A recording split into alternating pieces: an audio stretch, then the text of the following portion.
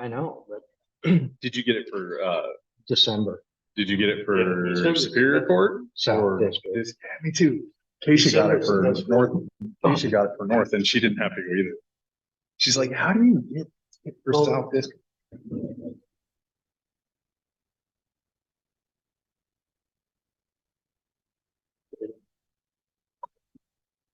Well, this meeting of the Ilwaco City Council for Monday, November 27th, order. Flag salute.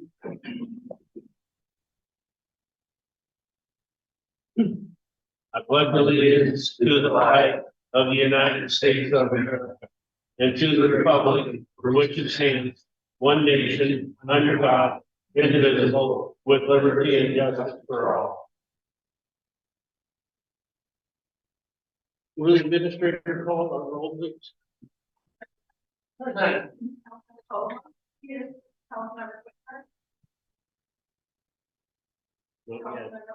Here. Here. Here. Approval of the agenda.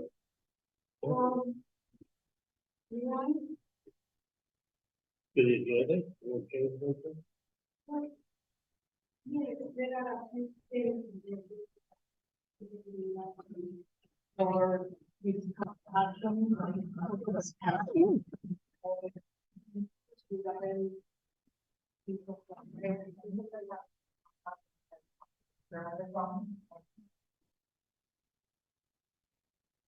Okay.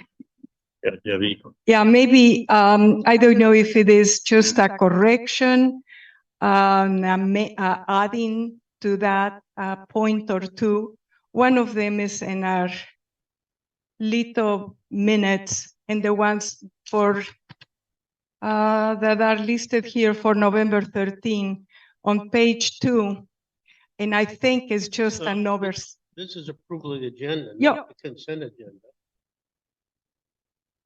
Da, da, da, da, You're da, talking da. about Oh, minutes, you're in the consent agenda. that's right, sorry. Yes. Councilwoman Cullimore, you mentioned there were a couple of things. Were they all had to do with the minutes? Not one in the minutes, the other one is on the water rates and in sewer. That's part of the consent, isn't it? Isn't- No. No? But is there something on the agenda that you would like to change? Not on the agenda Oh, per okay. se, no. I'll entertain a motion to.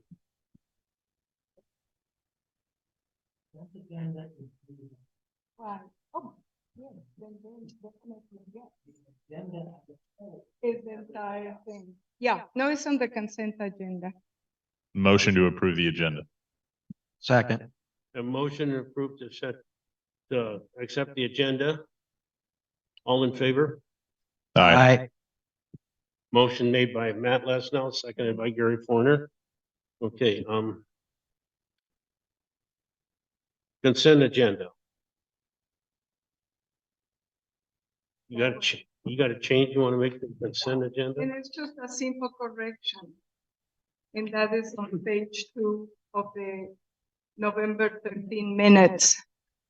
And it looks to me like it's an oversight on their business. And item 1, we have the motion to authorize the city administrator to certify the 2024 levy. I think that was on the packet for the earlier meeting, that was October the 23rd. And that action section, I think, just needs to be taken out.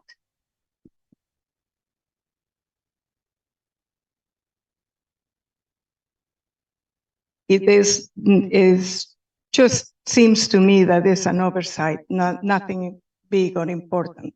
That's But- probably correct. Yeah. So we can make a motion with that Yeah, amendment to the minutes and I can Yeah, it just provide that. needs to be pulled out as item 2 right. and 3 and 4. Okay. Councilwoman Cullimore, was that all with the consent agenda? Yeah, because the other one happened to be one of the agenda items. Okay. And so that's another that was on the agenda itself. I'll make a motion to approve the consent agenda as amended.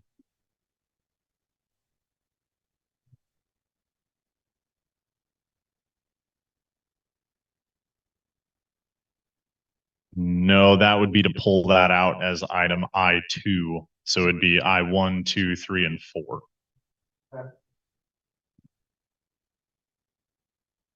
We have a motion and a second to approve the consent agenda as amended. All in favor? Aye. Aye. Opposed? Motion made by Councilor Lesnar, seconded by Councilor Kunda. Okay, moving on. Staff reports. Chief, you have anything you want to say? You had a good Thanksgiving? Very, very peaceful Thanksgiving, I hope.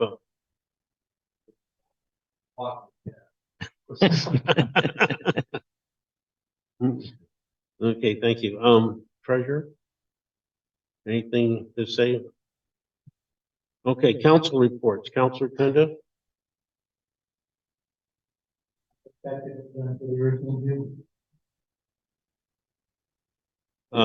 Councilor Colomar?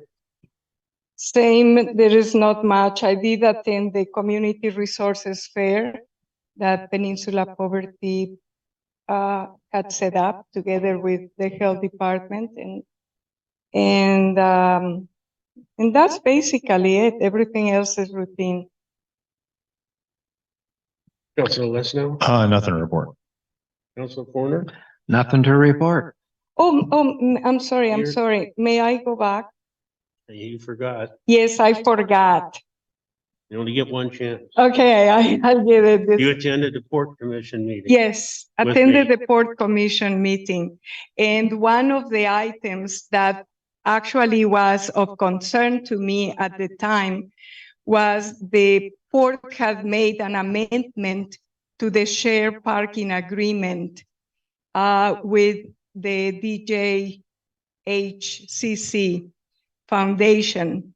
And the port as a whole has 155 parking spaces, and they made the share agreement something different that they would have had it with everybody else, in which it doesn't appear to me that the community center is actually having any parking spaces within the leased land that they had, and they in turn have the use of the 155 spaces with the condition that the port will not interfere with any of the events of the community centers, which it seems to me that it normally would be the other way. You know, the Port of Ilwaco should be the primary concern should be the events that are by the Port of Ilwaco and not by one of the tenants. And yet the port, you ask the port, the agreement is signed by the port. The port says we had nothing to do with that. It is all up to the city of Ilwaco. The city says it's on port property, it's a port agreement, and the agreement is actually signed between the port and the foundation.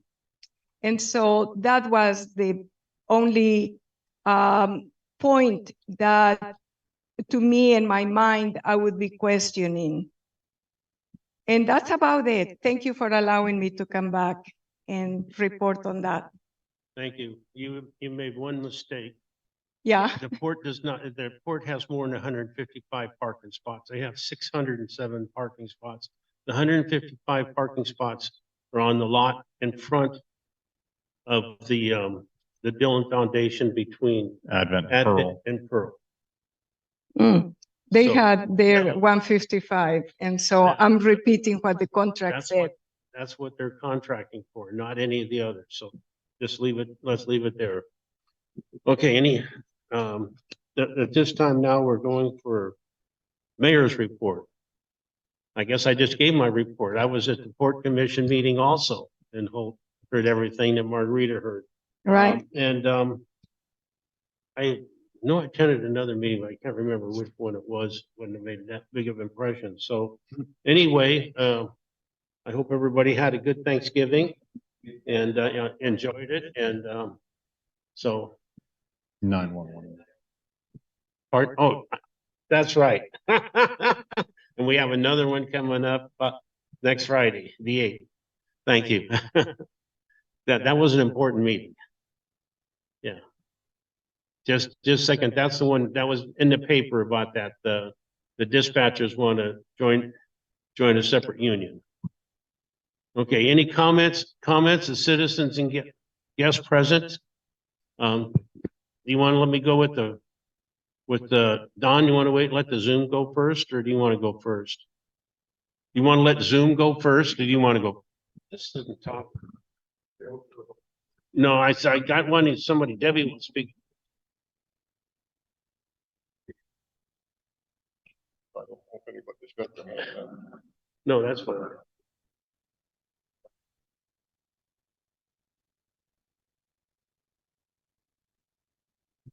We're ready to go, though, Don. Please use the microphone.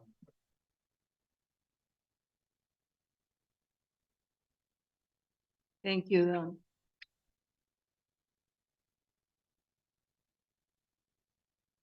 Thank you, Don. Thanks. Thank you, Don.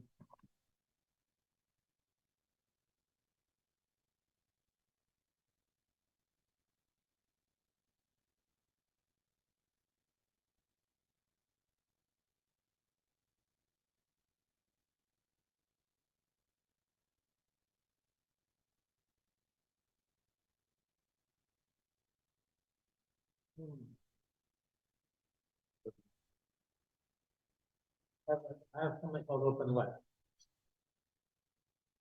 I don't have an open letter. So what I've got is Okay. different from what Member Cullimore has. You gave me something to go to the city council. Oh, okay, thank you.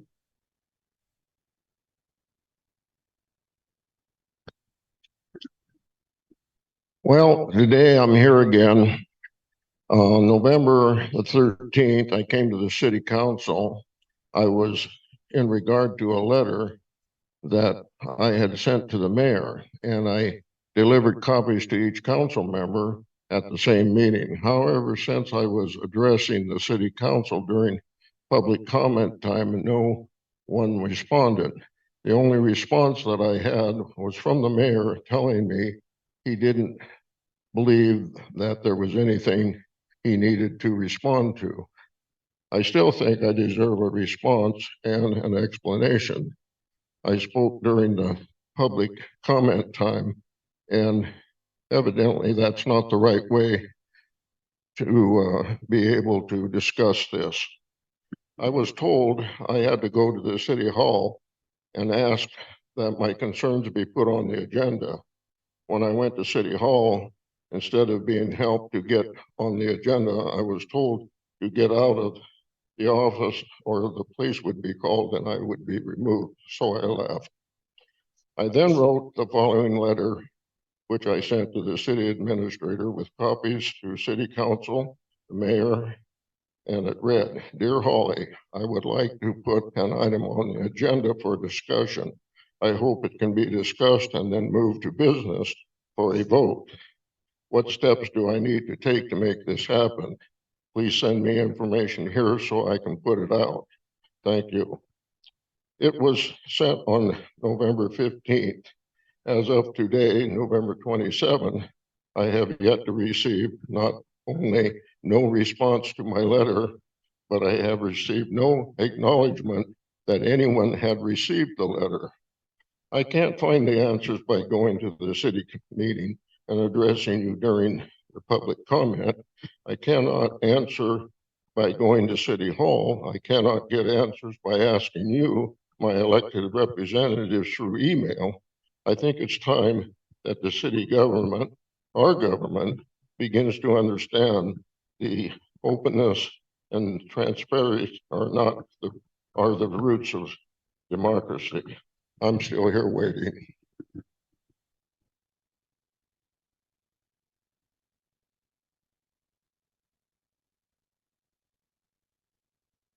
I have not received any Thank you. such letter, just Thank you, Don.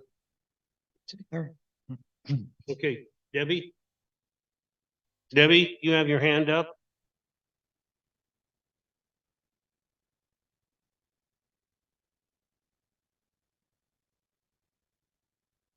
Hi, Debbie. You unmute yourself. There you go. Now try. Can you hear me now? Yes. Okay. The reason that I put my hand up was because there are conversations going or comments being made, and we can't hear any of it. And I couldn't say anything because it's blocked. So please, can we find a better way to signal back and forth? I don't want to keep yelling at you when there's no sound. But on the other hand, I don't see any reason why somebody can't check all the mics before the meeting and insist that if somebody in the audience would like to speak, that they come up where they can be heard. It's just, it isn't rocket science. This is basic stuff. And I just got a note telling me that I was evidently through talking and I was going to lower my hand, so. You have 5 minutes. I think that may be like, Dave, we can't hear you. once you start talking, it tells you, looks like you're done talking, we should lower your hand. And it's very disruptive to the speaker, even though the rest of us are not aware of it. And it is the Zoom software doing, almost certainly not anyone in this room. I am speaking into my mic in the room. Okay. A speaker on Zoom is often has their train of thought interrupted by an automated message from Zoom that says, it looks like you're done talking, and so we're thinking of lowering your hand. It creates in me, when I get one of those messages, uncertainty about whether I'm being heard, uncertainty about whether somebody's message. And I am almost certain that it's Zoom's automated response to beginning to speak with one's hand still raised, and not anything that anyone in this room is doing. So I hope we can give this module the full time, because I don't think any of that interruption is her fault. Debbie, can you hear us better? Could not hear Dave, can barely hear you, you're echoing now. Something has changed and now you're echoing. Matt. My mic is turned off. So can everybody hear Holly and Chris? Say that again. The answer was given. Now you're all echoing.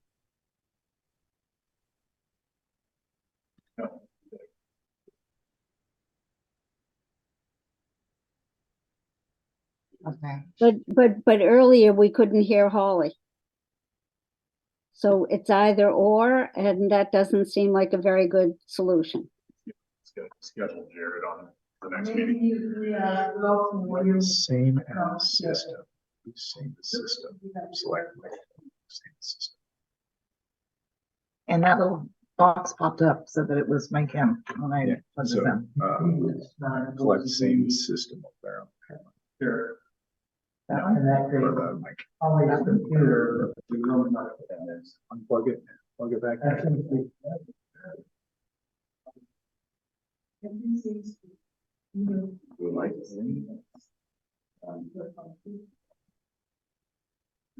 It has to be that. I don't think that's the problem.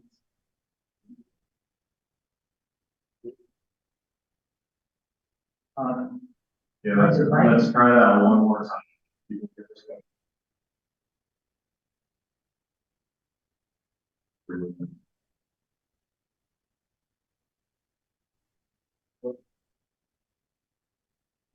we- Did we check the attachments? On the computer, like,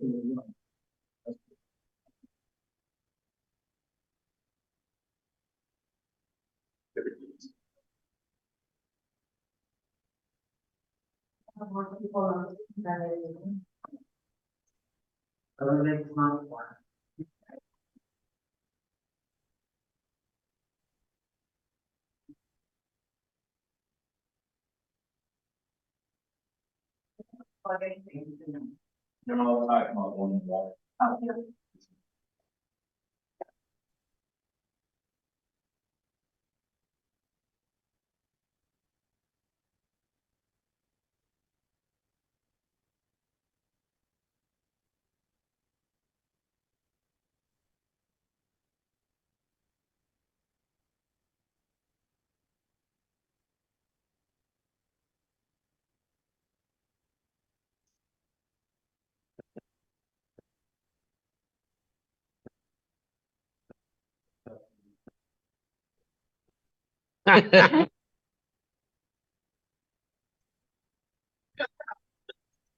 Yeah. Gettysburg Address. Yeah.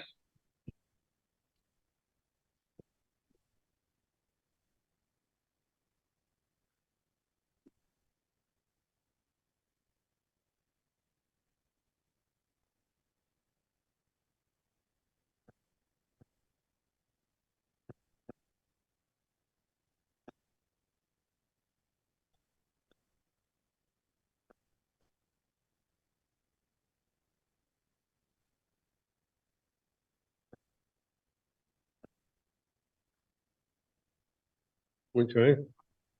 Debbie? Before we go on with the meeting, could we go down the table and have everybody say something and see if they're working?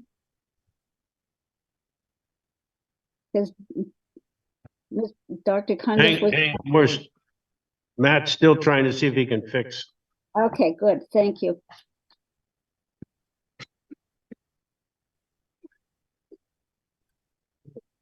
Well, evidently you can hear me. Yes. The problem is unless you say something more, I can't tell if that echo is going to come back.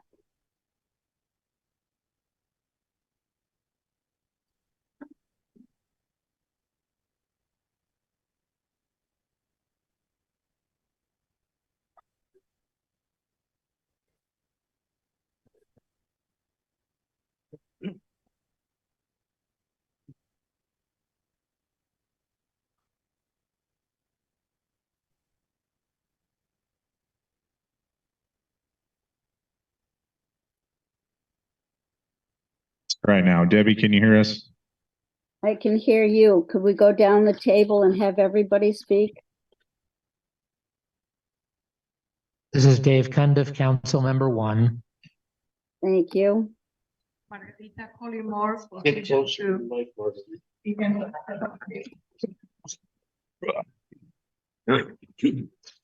Margarita Collymore, council position 2.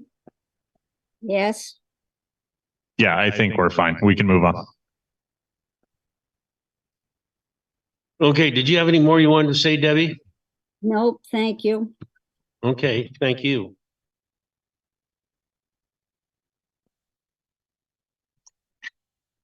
Okay, anybody else have anything? Okay, we'll move on. Next thing on the agenda was the public hearing on the 2024 final budget. Going to go into a public hearing at, let's see, the time is, it's 6:25. I'm closing the regular meeting and opening the public hearing. The city of Ilwaco is asking for public input on the 2024 final budget. The 2024 budget message has been released to the public and is also presented here too. Additional copies are available at Ilwaco City Hall or by request to treasurer at ilwaco.wa.gov. Ilwaco-wa.gov. Okay, is there any public, nobody in here signed up? Anybody have anything to say? Anybody in the audience have anything to say on budget?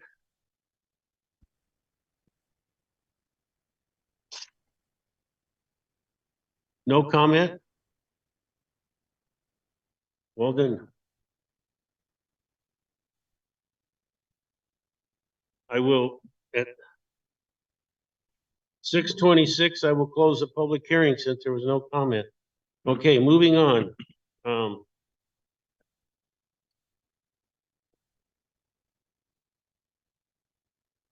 Ordinance 2024, the final budget.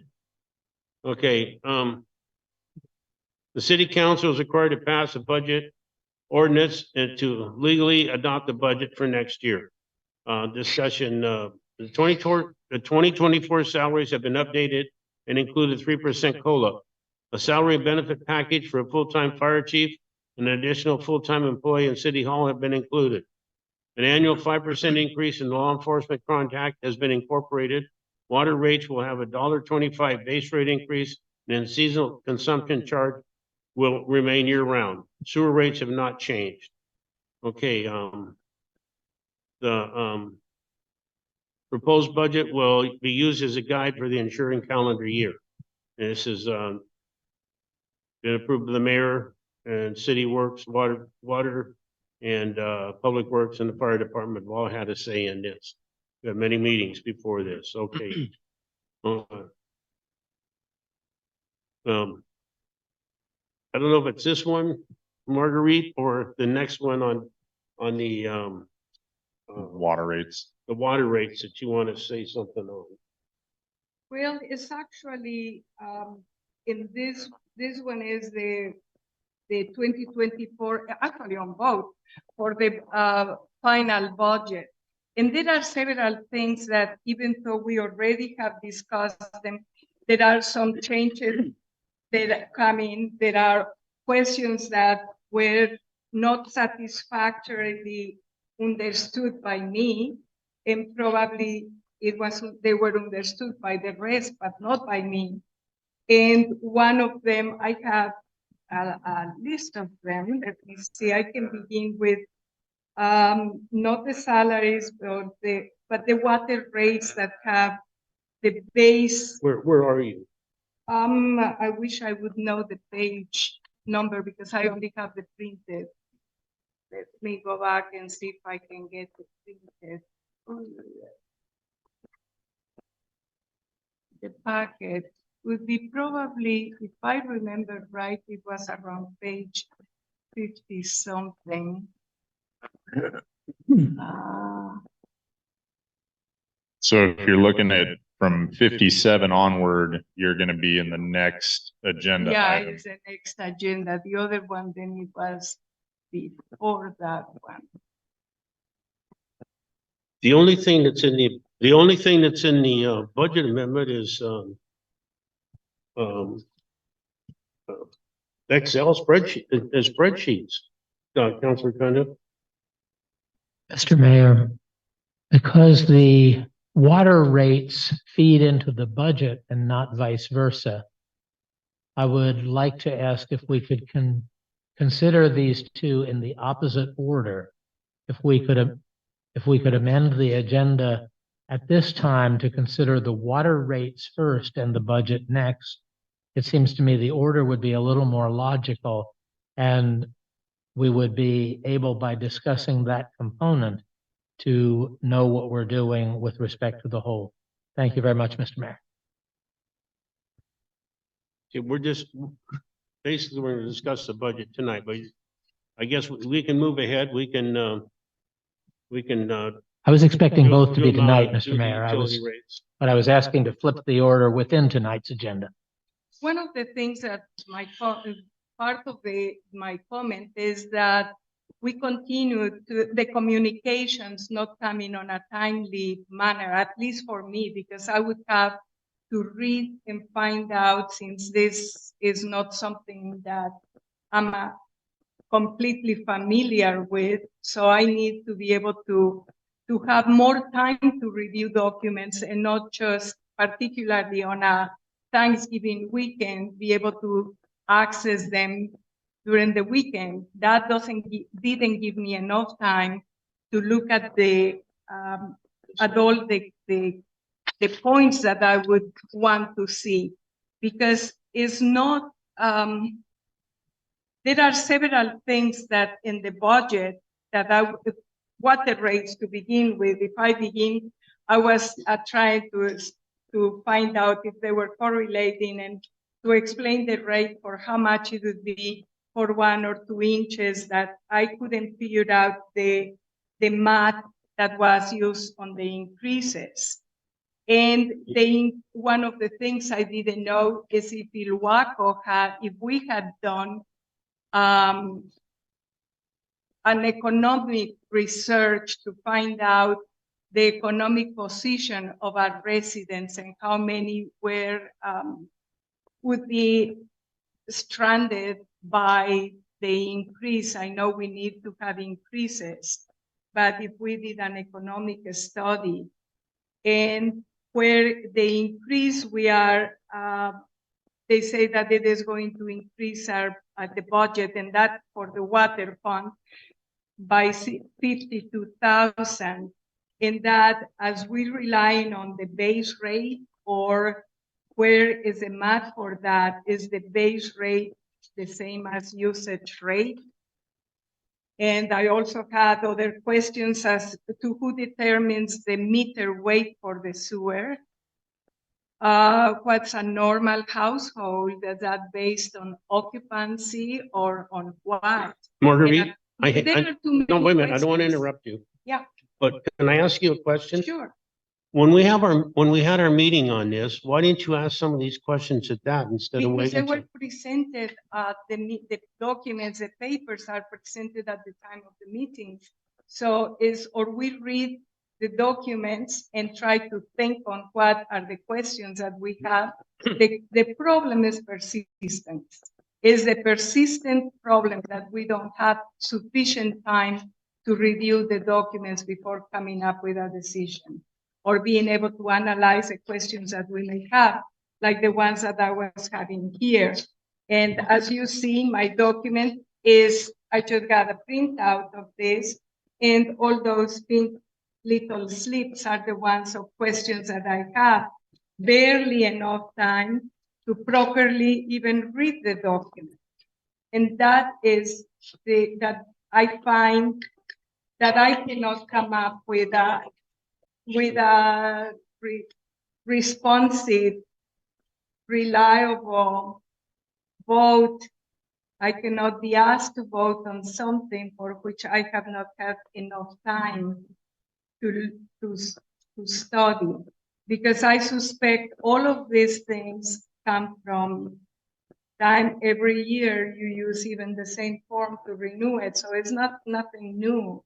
We know this is coming, and we don't get the papers on time, or I don't get them on time for me to review it.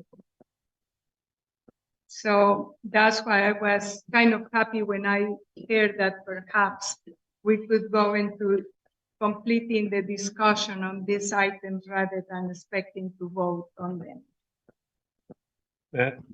Yeah, Councilwoman Cullimore, I would encourage you to forward the questions you do have to the treasurer, to Administrator Beller. But I would like to also emphasize that you can see at the top of the agenda item, the briefing sheet, that we have had 6 workshops and 3 public hearings going over each of these budget sections in detail up until this point. So yeah, and again on these workshops, the first ones that we had, even the draft documents that were given to us at the meeting, we had to turn them back in we didn't take them home to review to see what we needed to do. And then that was a choice that you didn't choose to take them home. I've asked to hand them back, and I handed them back. Okay. Yeah. So it's not an excuse. It's just that it is a reason, and it is a persistent issue that not only I have raised, but it has been raised by multiple people. And I would love to be able to review all this at home with enough time to pass my questions in writing to all of you, so that you can see where I am coming from.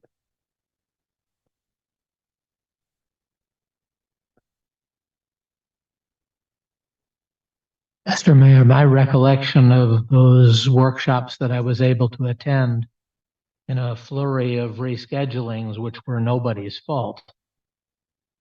My recollection is that we were strongly discouraged not to take documents home. And the reasoning, as I understood it, was these are working documents and there could be great confusion if somebody mistook a prior version for the current version and began working with and commenting on a prior version when comments had already been taken into account or decisions had been made. I think that's a rational reason, but it produces the unintended consequence of some elected council members being unhappy with the amount of communication and the responsiveness to questions. How much of that is because communications with each individual are different? And how much of it is because each of us temperamentally wants more detail? And how much of it is some other reason? I don't know.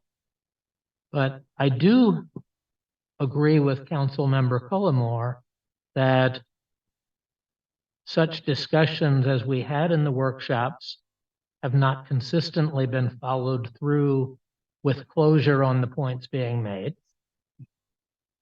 And that this creates an atmosphere of lack of transparency, even where transparency was intended. I do think we need a better process for next year in which there are clear options for review of documents, however much time it takes council members to review. They need access to up-to-date documents in order to do that. And minutes, if possible, should be taken of workshops so that everyone will see and have a record that concerns were acknowledged and responded to in the preparation of the final budget. This is healthy, transparent process. And I think our current process can use quite a bit of improvement. Well, okay, Dave, thank you. I will say one thing. One of the juggling acts that we did was to accommodate you and try and get you into the meeting. So, I mean, that was one of the reasons we did juggle quite a bit of the timeframes on that, because we wanted to make sure that you could make it and be here. And I know we set up Zoom so that you could get into a couple meetings. So we were trying to, and then we had some doctor's appointments and things like that that screwed up our schedules. And it was kind of tough this year because of everything that went on. And we'll look at it and see what we can do to improve next year. And again, please understand and note that I said, in my opinion, the delays were nobody's fault. Right. We all had busy schedules. We all had difficulties in doing everything we wanted to. And I do appreciate the making available of Zoom, albeit questions I asked on Zoom I haven't seen responses to all those questions. So I believe there are still process improvements needed, but I want to make it clear that I'm not blaming any individual involved in the process. Thank you.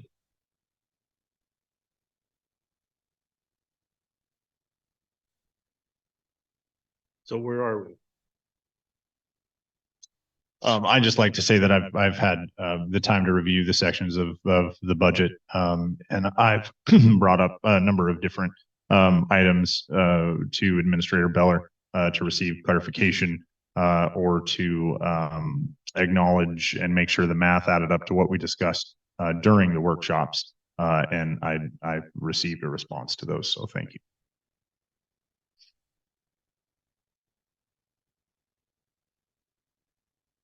I would like to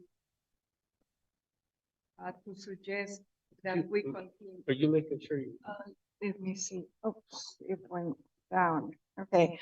I would like to suggest that we take a vote on our next meeting, and that this one serves for us to be able to review the documentation that we have here. That was Sounds great. the plan. Right. Good. Then that will work. So if we can discuss what we have here, I have a few pink slips where I have written questions that I would like to expound on. What's the most important one first? Well, one of the important ones is some time ago, we had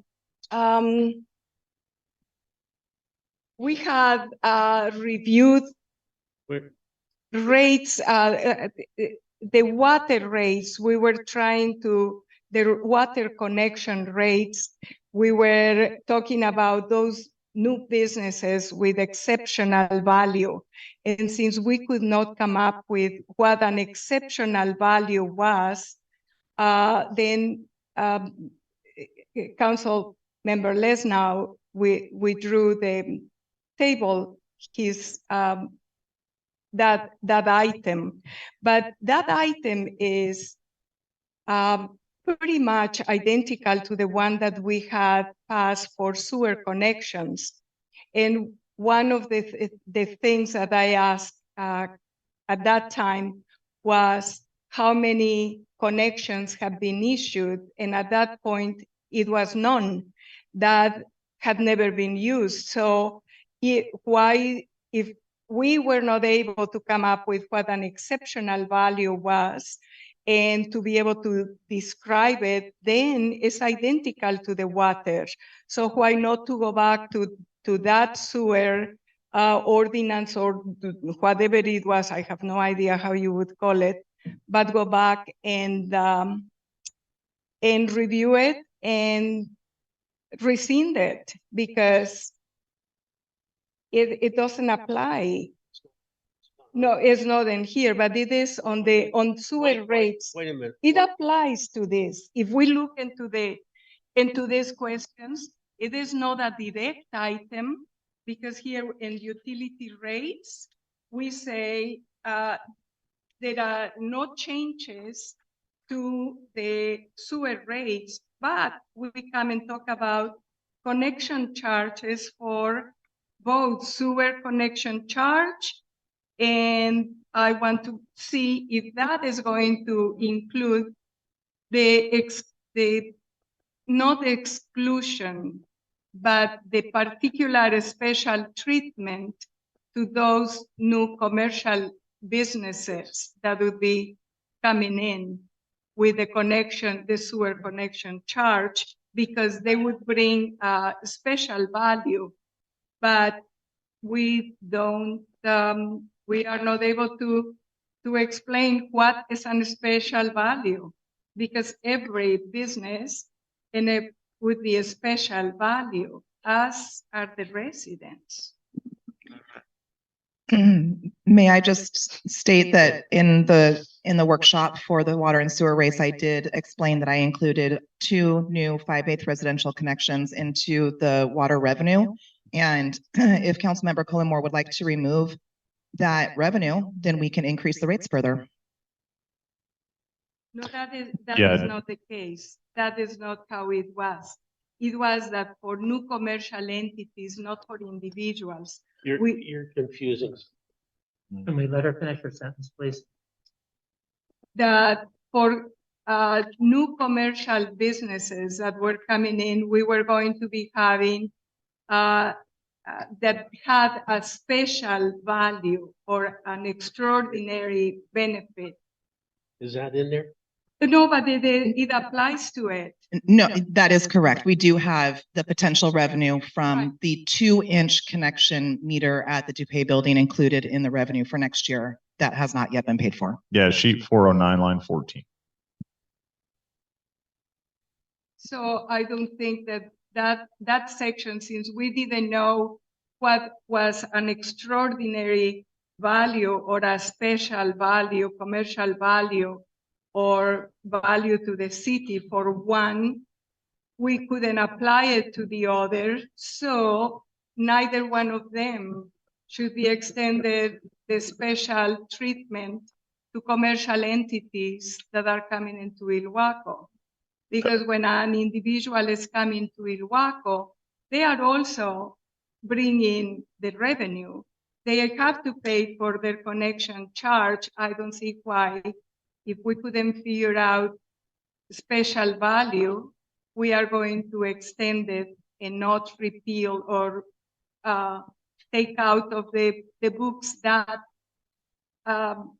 ordinance that we had passed, or provision, or I don't know if it was in the form of an ordinance or a provision or whatever, in whichever form it Yep. was. I'd like to offer a point of clarification. We have no standing motions or efforts to waive sewer connection charges for any business currently before the council per that No, clause in our ordinance. it's currently, but it is in the books. Have you got another problem? It's in the books, and that is the potential. And while we currently don't have it, the potential is spelled out here. We understand. Now, have you got another problem? Oh my gosh. I told you I had many questions. Well, why don't you put them in and come in and see if we can do this? And Okay, that would be awesome, because the other one would be with the insurance, which I think That's we have- another, that's another one. And in all of this, I had questions in all of them.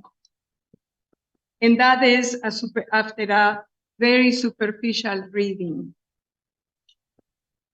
okay. Anybody else?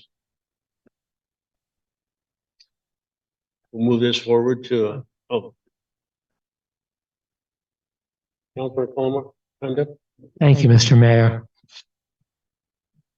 We put in a seasonal differential into our water rates a few years ago, partly because we had to find revenue from somewhere, partly because our water plant was struggling to keep up with the seasonal demand of the summer and could relatively easily meet the seasonal demand of the winter.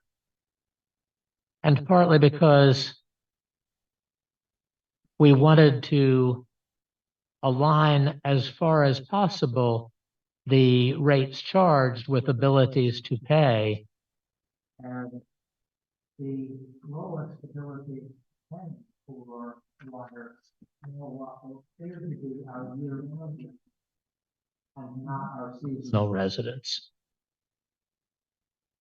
Those were the reasons why we had a seasonal differential built into the rates a few years ago. And I'm not aware, and I have raised this, thank you very much, in workshops, albeit it may be that the Zoom connections were not everything that everyone wanted. But the conditions that led to us to institute seasonal rates in the first place, that we were struggling to keep up with summer demand much more than we were struggling to keep up with winter demand. Has that factor eased up? And if so, how did it ease up? Yeah, I can answer that, Mayor, if you'll allow me. And Administrator Beller. Can I just break in this? Yeah. I got a text I have to publicly acknowledge this, that came in, just came in, it came in from, people out at, Dilly Hill. Justin Rogers and, Kemmer, they lost their water pressure and they texted me and I opened the text, so I have to make it public since we're in a public meeting. Okay. Sorry.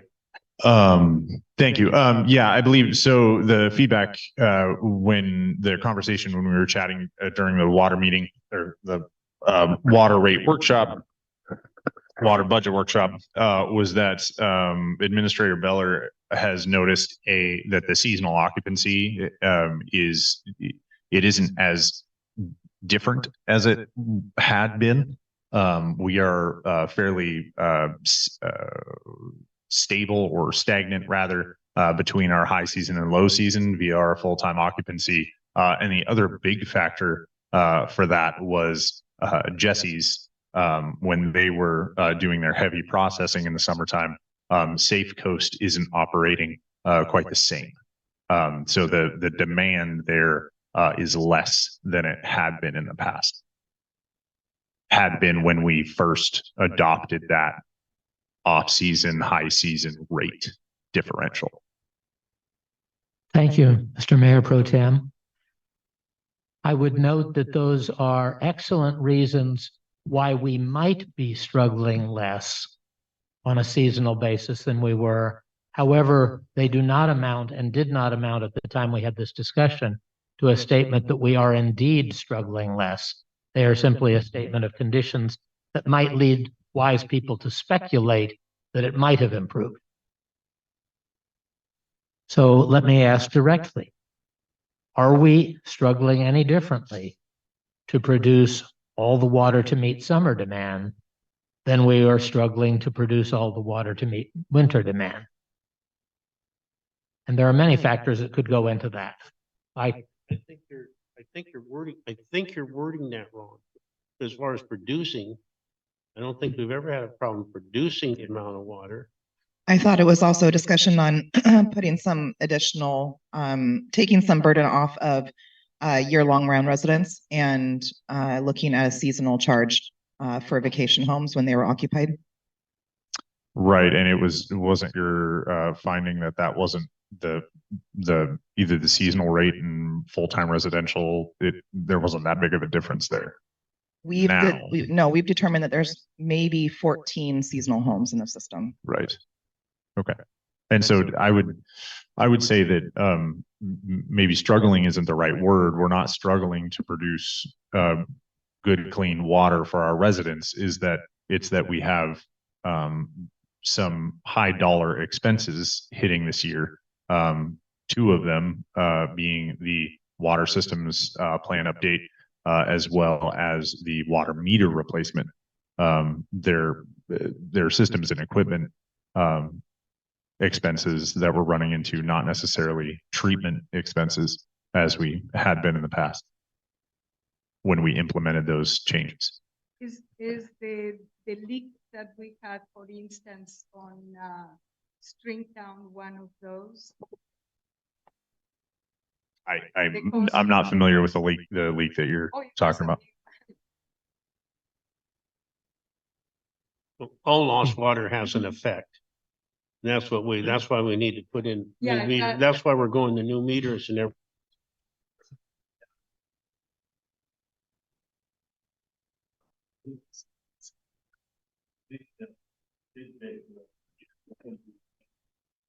Yeah,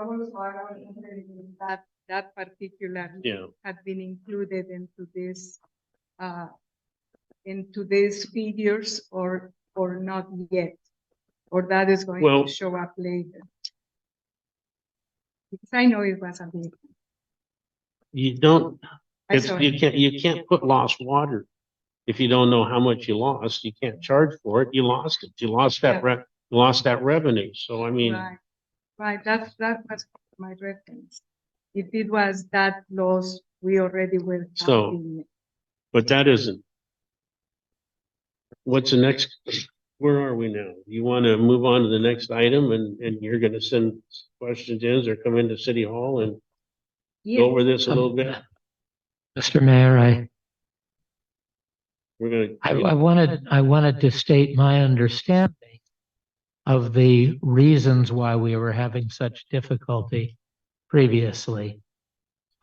We had a problem that the turbidity reduction measures that we had to use in the summer, because of a combination of high demand and I believe seasonal turbidity, were requiring at the time very frequent backwashing, which was creating both hazards of water backwash into the building itself and corrosive conditions for the building itself. And one of our hopes was that the seasonal rates could compensate us for the additional demand and the additional stress on our system and our building that was pretty much only a summer volume related problem. So I am hoping that the lack of interest in seasonal adjustments of rates reflects that all these problems have been fully resolved or substantially resolved to almost full satisfaction. Otherwise, we may have continued problems that seasonal rates could help us with, albeit not ameliorate fully. Substantially resolved. And as far as, anything can go wrong at any given time, as you well know. There's been a lot of things, a lot of turmoil down there, and some of the problems were where the water was being drawn out of the reservoir and a few other things. I mean, there's problems that have been corrected. And, you correct that one problem, you find another problem. So it just and we've been, we're really lucky because we're producing good, clean water, drinkable water, and we're standing right up there with being with one of the better water producers and clean water producers in the state. So, I mean, that's something we can be proud of, is the fight goes on and on. Mr. Mayor, could you please give an approximate gallons per day, anything that gives us a flavor of the ratio of water production per day in summer to water production per day in winter? Do we have those figures available? Oh, sure we do. Well, we can. Not right now, but Okay, they're could we- readily available. Could we please develop them in the next week or so? And I'd be happy to take my answer by email. Yeah, that's how we determined there were only 12 houses that were. My no was no, I don't have them right now. And I think that was a secondary reason for the rates, although that also affects the allocation between monthly base charges and consumption charges. Since I think we can presume that those who have the least with which to pay are more likely to be harmed by increased base rates than by increased consumption, because I suspect a lot of those folks are already limiting their consumption. Point of privilege, I'm also texting with a resident who's attending via Zoom. It says we're continuing to have audio issues. We'll work to get our audio guy in for the next meeting. I think it's a hardware issue from what I can tell. So sorry for the folks out there on Zoom. We will get this remedied, whether it's a new machine or a new adapter. We'll get it figured out.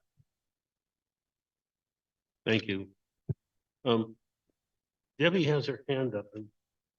Yeah, I would bet that it's audio issues, but Okay, is that with the audio issue? I don't know. Debbie, did you have something to say on the budget, or were you having trouble hearing us? I was having trouble hearing, but I wanted to say something on the budget. Perhaps I've misunderstood, but it seemed to me that instead of lowering everybody to the winter rate, everybody now gets raised to the summer rate. Is that correct? That's correct. So there has been an impact that will affect those least likely to be able to pay comfortably. Yes.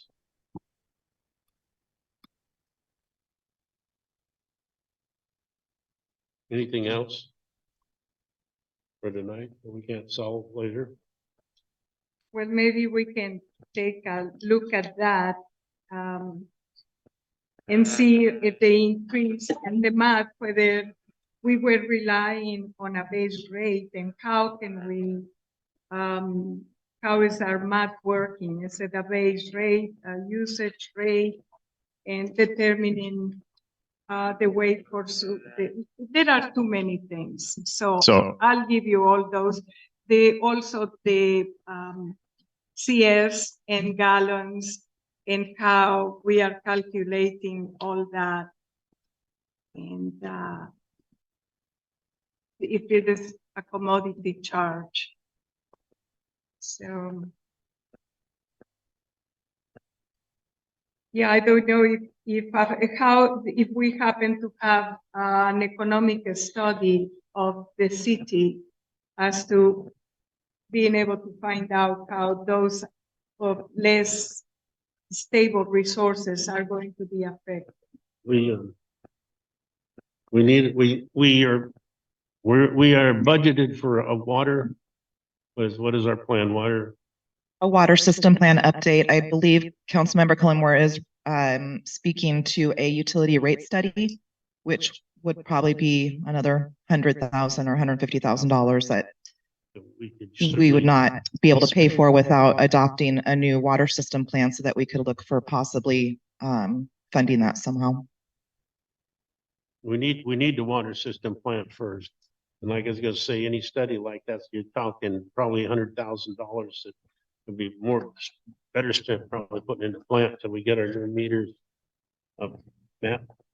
No, I would just, I would like to clarify that we are still in the agenda item discussing ordinance X for the 2024 final budget, correct? Or did we move on? No.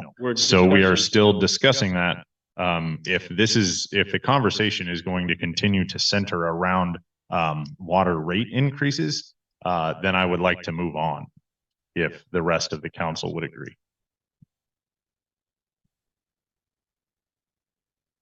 Because that is the next agenda item. Water rates. Yes, That's what we've been discussing. I know. Mr. Mayor, my primary concern was for the water rates component of the budget. I can't speak for any other council member, but that is why I had hoped we would be able to talk about it. We have, I think, worked substantively on what I had to say on the water rates portion as well. And I'm looking forward to the answers that we have specifically agreed to. Yeah, one of the things that I didn't verbalize earlier, but one is that the rates seem to be going up by different amounts, or does it go up by a constant percentage? So if that I could get an answer, that would help. In the briefing document there, it describes that information for you. Thank you.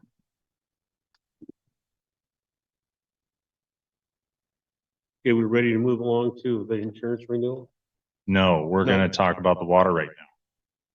Got to go in order, right? Well, We were on the budget. I got a couple things to say about the water rate. okay, go ahead. Can we formally move on then? Yes. Okay.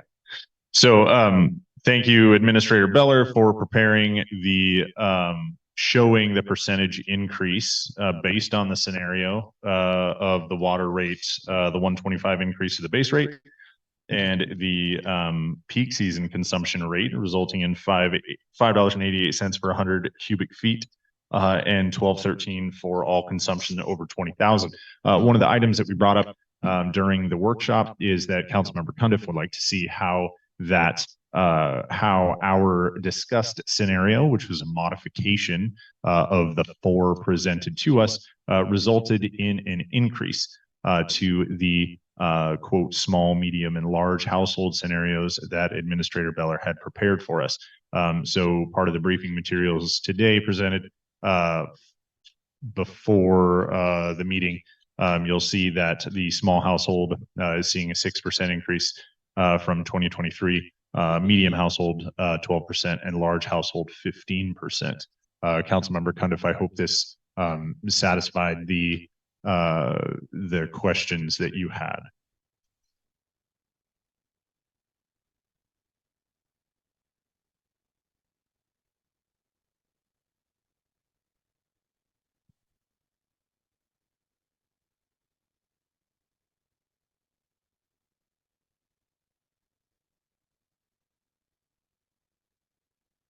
So for the benefit of those who can hear discussion but don't have the paper in front of them, the paper shows a 6% increase in estimated monthly costs for small households at 100 cubic feet per month, a 12% increase for medium households at 500 cubic feet per month, and a 15% increase for large households at 900 cubic feet per month.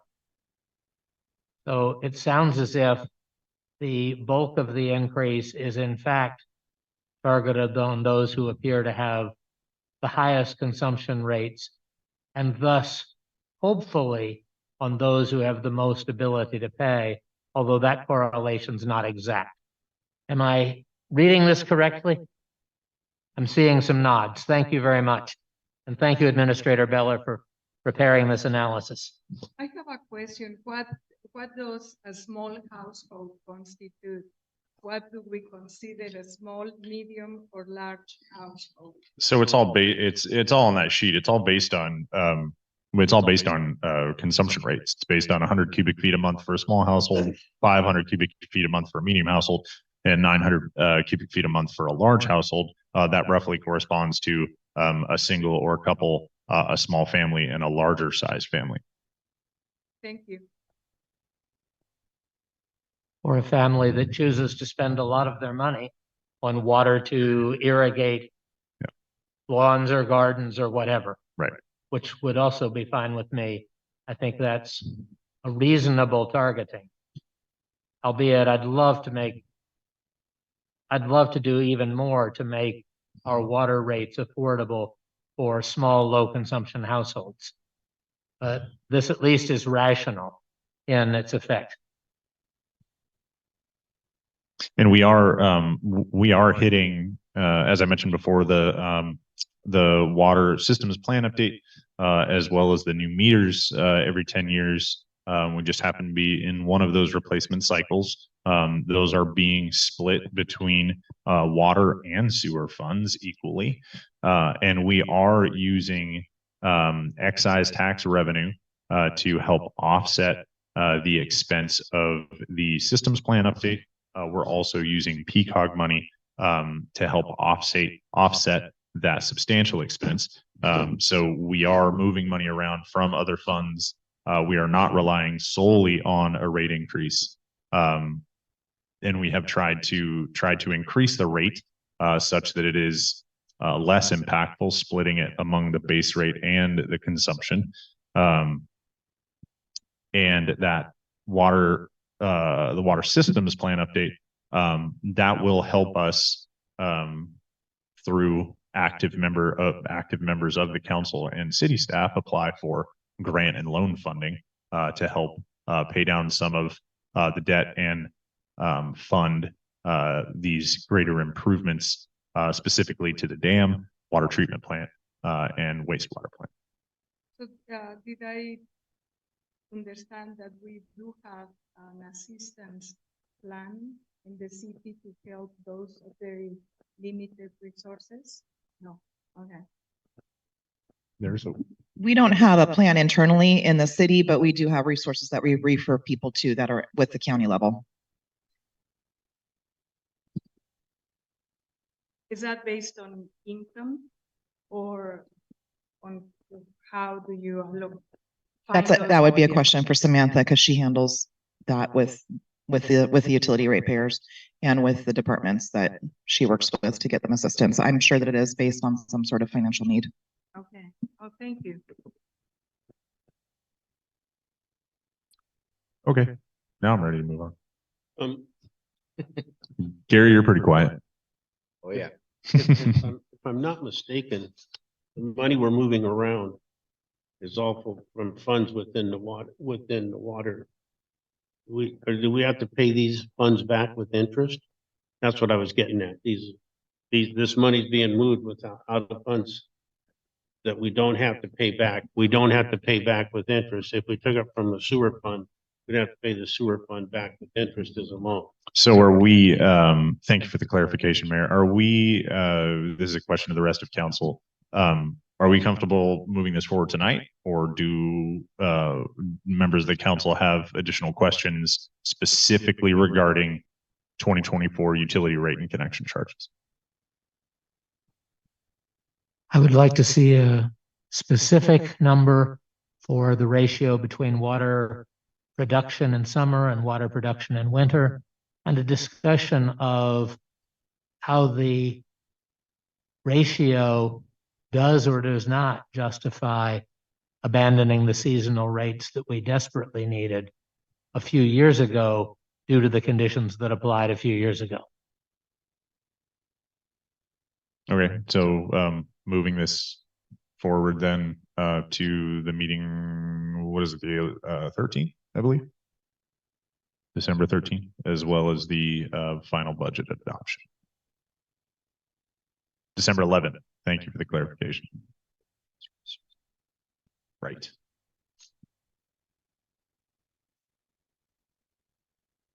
We're ready to move forward to the next agenda item. I'm ready to move to the next agenda item, to the insurance. Okay, Mr. Mayor, yes. the sponsors of this, CIAW insurance renewal is not Mayor Forner. I thought I said Kerry. Did I say Mary? No, look at your briefing sheet. Oh. Well, you got promoted. Take over.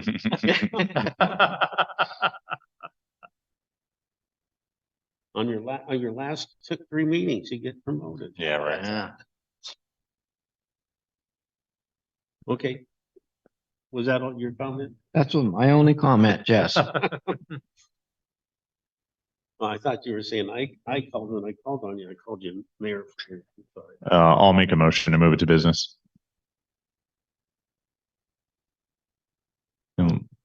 Counselor. Not ready to second it, but I don't have a reason to be especially concerned about this item. I see that we worked hard to explore options on deductibles, and I'd like to thank our administrator and staff for that. It looks as if the main reason we have this insurance is to protect us against rare but catastrophic claims rather than frequent and predictable claims. If there were frequent, predictable small claims, raising the deductible would have helped us a lot.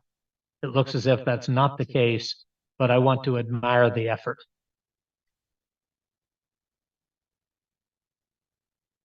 Thank you. There was a lot of work spent on this, yes. It was, we were astonished when we got the first bill. It was, let me say, it was quite a shaker. So.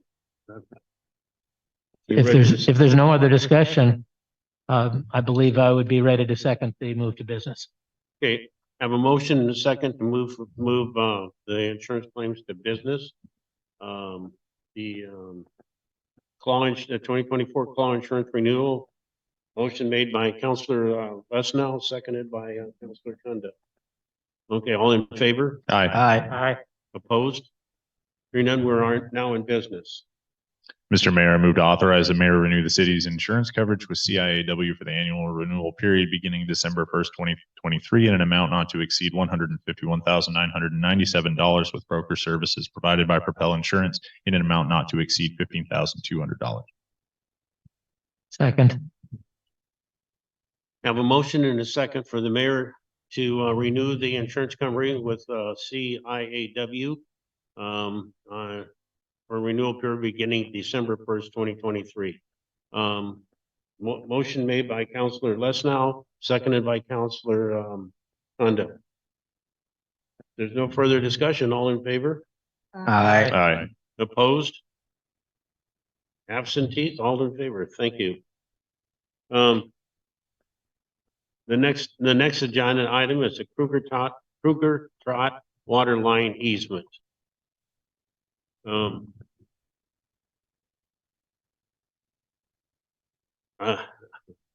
The Wheeling Road Water Distribution Improvement Project utilizes the 1936 easement for the water line when it leaves Wilden Road and heads south towards downtown. The easement runs over a portion of private property owned by Tom Williams.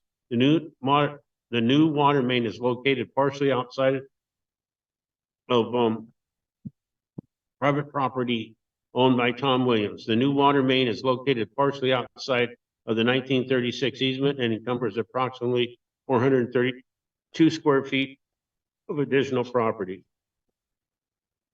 So what we're here to decide today is what, I guess, what are we here to decide? What we want to pay or what we want to make an offer to him for? It seems to me that there are irreconcilable differences Yes. in this item. I've had some discussion on this with Tom, with the mayor, and with Administrator Beller. I believe the best path forward at this time to provide a response by Friday would be to get a third-party appraisal of the property and get a per square foot value and apply that to the 432 square foot additional encumbrance and make an offer based on that value that unfortunately we don't have at the moment. Go ahead, Councilman Bender. Thank you, Mr. Mayor. I would partly agree and partly disagree with that analysis. I do agree that what's conspicuously missing is a market appraisal. And because small percent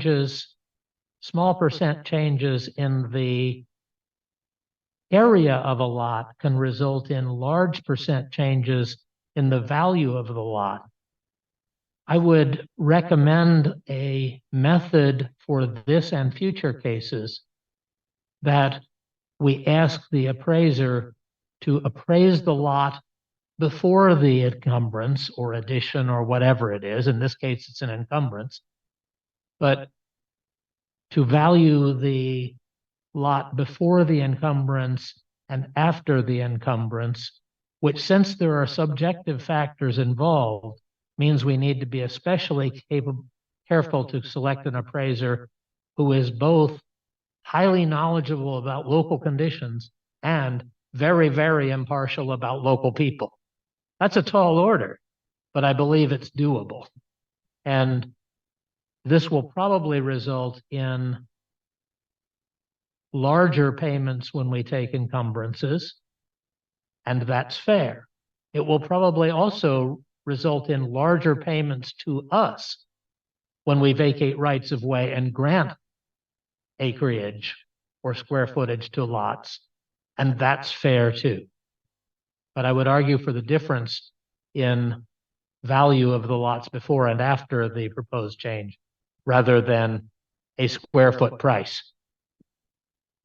Yeah, I tend to agree with what Dr. Condit is saying, because when you are talking about this, it's not necessarily the square footage.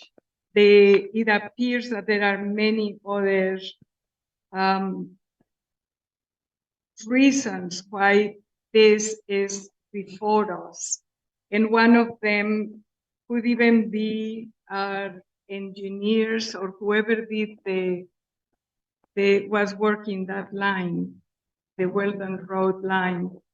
I happen to have walked that property in,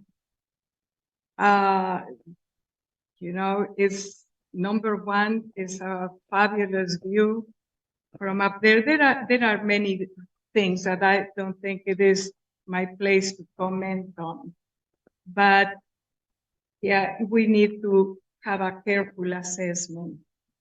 Yeah, I think obviously we should have work should not have, I mean, root cause analysis work should not have been done on without an easement in place. And that's something we definitely need to have a little heavier hand on in the future. And I mean, But there was an easement since 1936 for the majority of that line, and it's just where the new line has crossed outside of that easement. So Sure. No, I don't want the public to think that we put in a water line without any easement existing. No, I know the easement did exist, but it's hard to go back now to find out where the process broke down or what happened. But I mean, obviously there was some scenario caused us to deviate from that 1936 easement.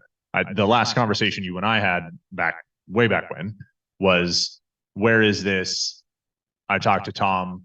Oh, there's an easement from 1936. We found it. Okay, cool.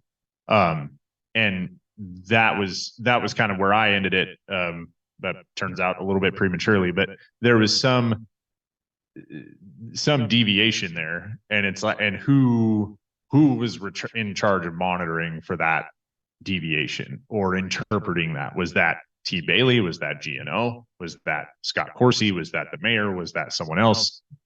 That's something, and I'm not trying to put blame on any entity. I'm just saying, this is when we're dealing with easements on private property for big ticket items like this, we definitely need to designate someone to dot those I's and cross those T's as the work is being done.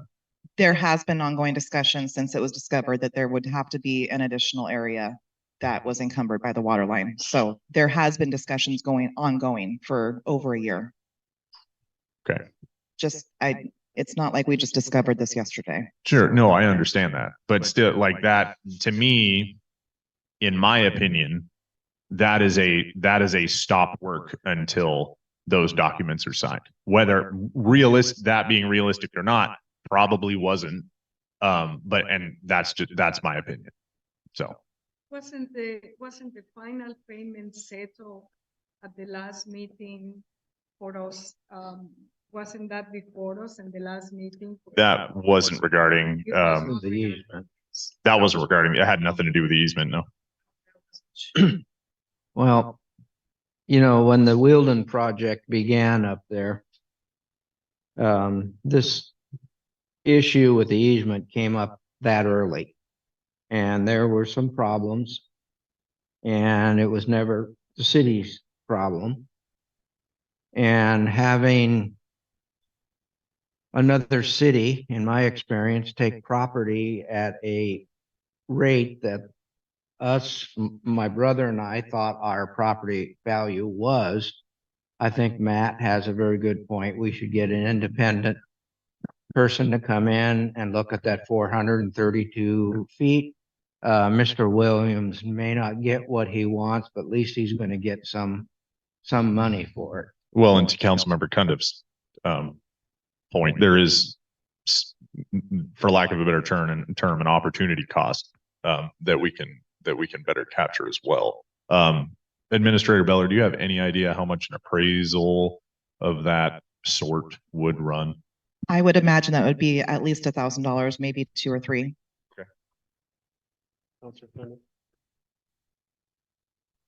I would like then to amend this, and I'm able to make a motion, but I'm not sure we need a motion in order to proceed in a fair way. But I would like us to try and increase the chances that this will settle the question by asking that the choice of appraiser be mutually acceptable before we start.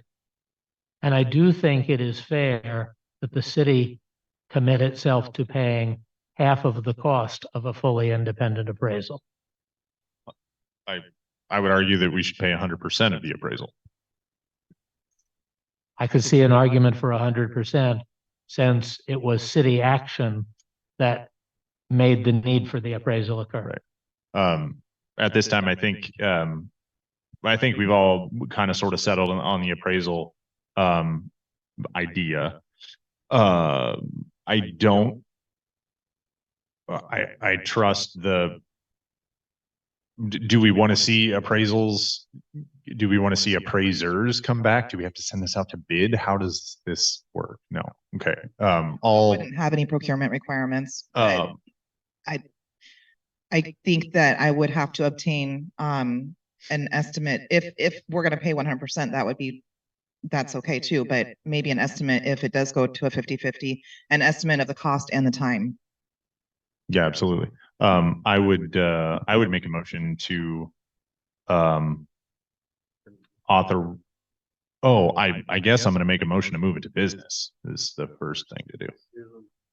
I don't think they have to. You can just, No, but there is a motion I would like to make. It has nothing to do with the proposed motion in section I and everything to do with authorizing the appraisal and communicating a timeline to Mr. Williams so we can adhere to the ultimatum presented to us. I was gonna say, I thought we could probably do this without a motion. But that's Yeah, well, I'll second that motion if that's what Yeah, it I was. think that it's important to establish a not to exceed cost for the appraisal possibly and authorize that because it's not authorized by our current budget.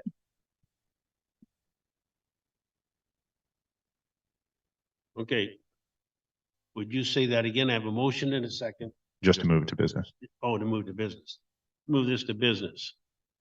Motion made by Councilor Lasnow and seconded by Councilor Horn. All in favor? Aye. Aye. Opposed? Abstentions?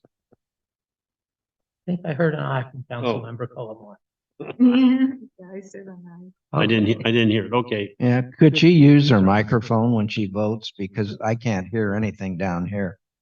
We're now in business. I have a motion to, Yeah, I will make a motion to authorize the mayor seek an appraisal of the property in question with a not to exceed value of $4,000. I'll second that. you want a time date on the, That's a second motion that I'll make. that will include all Yeah. one. Okay. Um, Yes, I think an amendment might be in order and I would so move he's gonna make it. for an appraisal of the property with and without the additional encroachment. So that would be two appraisals, but I think that would be required I in think order we to can do get fairly. it. I think we can get it from the with and without. I don't think we need the appraisal. We're not going to ask for the appraisal of just the little triangle. It would be an appraisal of the unencumbered property and a theoretical appraisal of the encumbered property. That's that's a fair point. But that's not the same as appraisals of the property with and without the encumbrance, which is, I think, the very important point. It is possible to have a circumstance in which a sliver of land is effectively nothing, and a circumstance in which a sliver of land is effectively everything, because it's the difference between the highest use and no ability to have But the both highest use. both of those appraisals will get us a square footage value.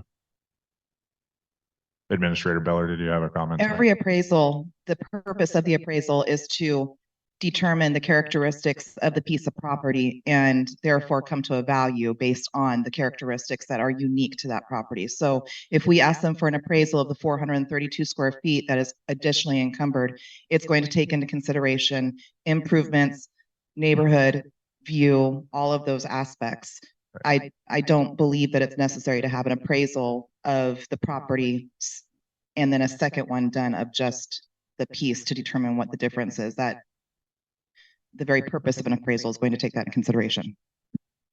Yeah, Councilmember Cundiff was, I believe, asking for an appraisal as is an appraisal would be with the additional encumbrance, and you're clarifying that that would all be included. Okay. And I'm worried more about function of the with and without than I am about. That's the part form of in which it's that's expressed. part of the appraisal. I don't think the motion needs to be amended. All in favor? In business? Did we get a second? No. I'll second Mr. Lesnow's. Oh, I did? Oh, cool. Sorry, my fault. Sorry. Okay. You were making a motion for business. Nope, we are in business. I was making, Make a motion in business, not to exceed 4,000 for an appraisal of the encumbered property. and I don't think that got seconded, so Gary. That was Gary. Carried. Yeah. Did you second? Yeah. Okay.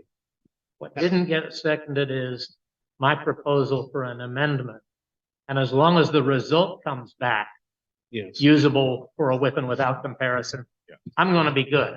I don't care about the form in which it's done. I care about the substance of whether it's done or not.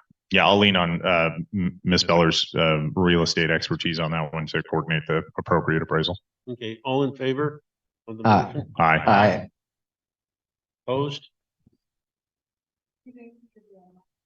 $4,000. Not, Not. to well, it's exceed not to 4,000. exceed. That's it. That's just for the appraisal. Okay, no, I got it. Okay, I'll pass anyway. One abstention. Are you gonna make this? Administrator Beller, did we need a roll call on that? Yes, please. So roll call vote, Councilmember Cundiff, Aye. Councilmember Cullimore. Councilmember Whitner is not present this evening. Councilmember Lesnow, Aye. Councilmember Forner. Aye. That is 3 ayes, so the motion carries. I'd like to make a second motion. Mr. Mayor, I would like to make a motion to respond to Mr. Williams with our determined action as well as a proposed timeline for resolution to the best of our ability. Second. I have a motion and a second to, I don't know if I can say that exactly, you said it, but. To respond to Mr. Williams with the action and the timeline for resolution. I agree.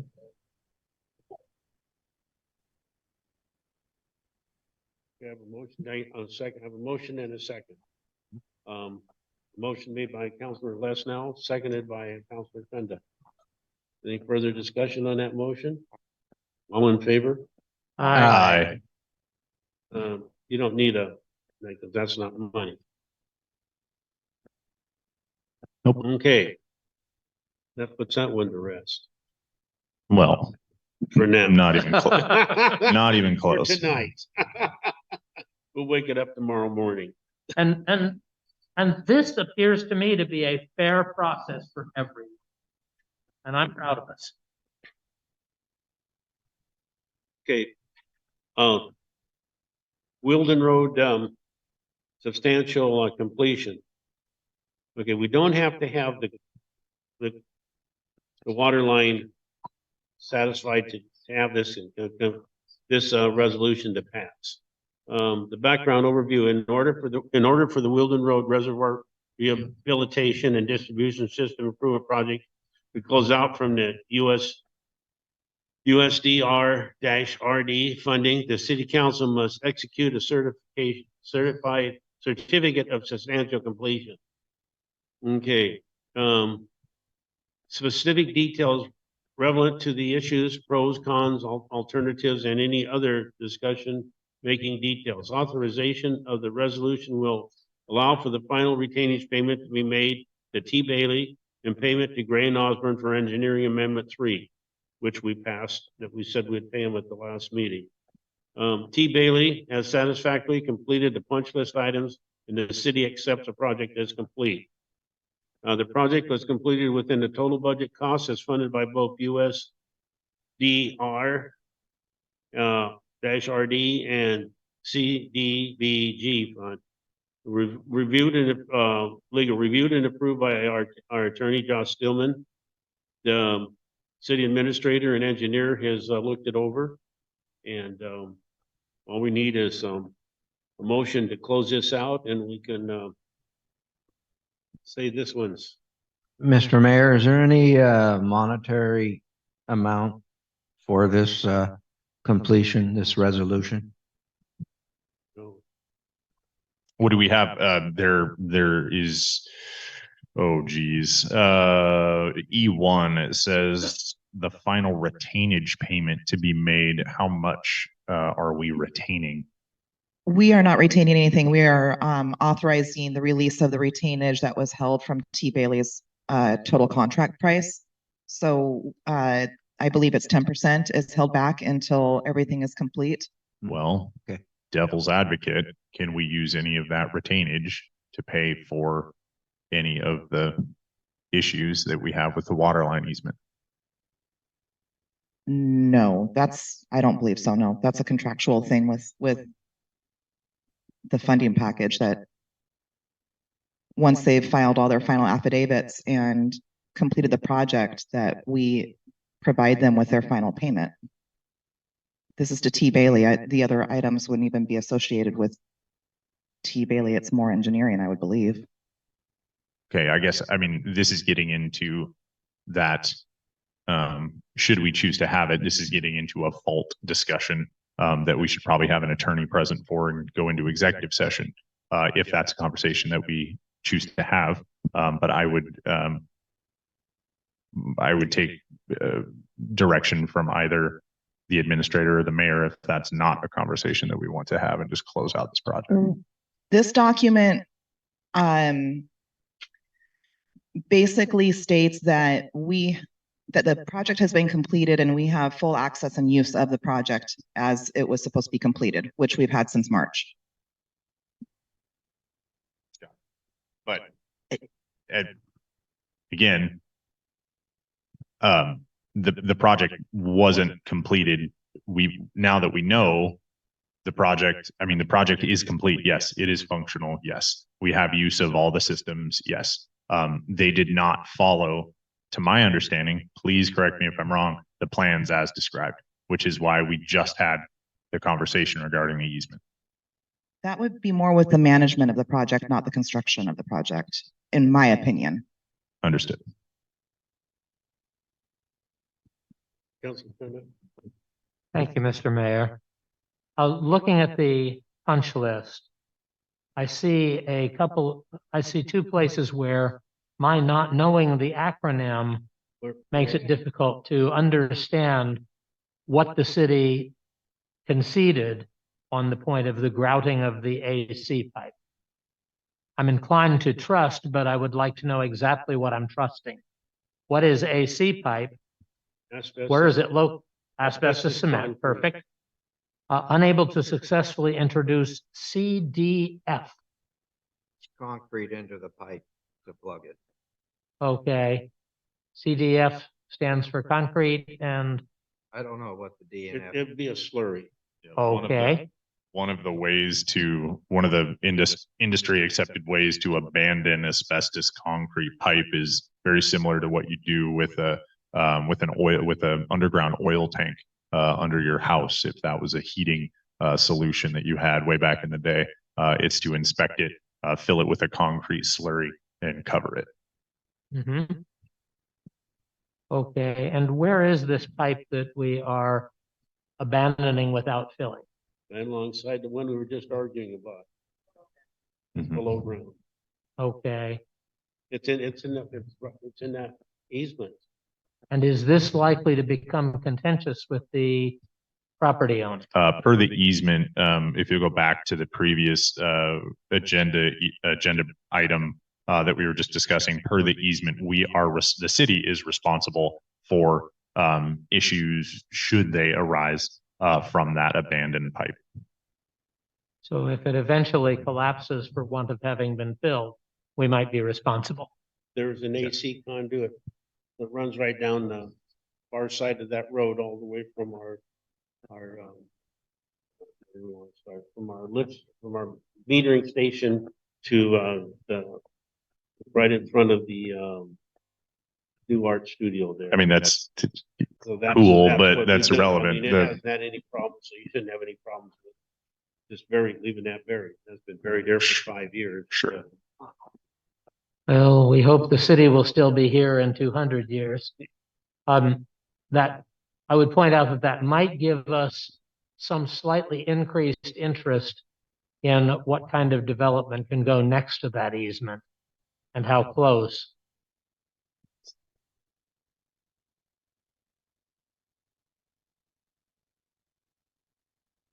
Well, looking at the map provided, I don't think there's enough square footage for a major development there. Maybe a Again. small shed.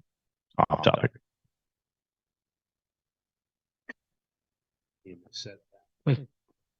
with that concern about possible unknown unknowns, I think I'd be ready to approve this. Okay. Is that a motion Got a to motion? move it to Move business? to business. Second. Have a motion and a second to move, the substantial, Wilden Road substantial completion to business. Motion made by Councilor Cundiff, seconded by Councilor Lesnow. All in favor? Aye. Aye. Opposed? No abstentions, no objections. Okay, thank you.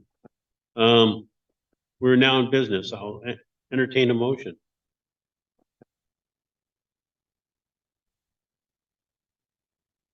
I'll bite. Mr. Mayor, I move to authorize the mayor to execute Resolution 2023X, accepting the Wheeldon Road Reservoir Rehabilitation and Distribution System Improvement Project as substantially complete. Second. Have a motion and a second to execute resolution 2023X, accepting the Wheeldon Road Reservation Rehabilitation and Distribution System Improvement. All in favor? Aye. Aye. Opposed? Hearing none. Motion made by Councilor Conduct, seconded by Councilor Lesnow. Okay. Let's see. Can you step up into the mic, please? Do we need a motion for that blessing?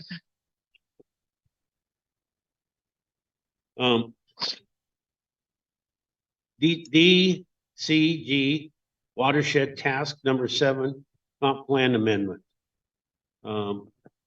Background and overview of why this is before the council. This task will assist the city with establishing a procedure for conducting annual comprehensive plan amendments in compliance with WAC 365-196-640.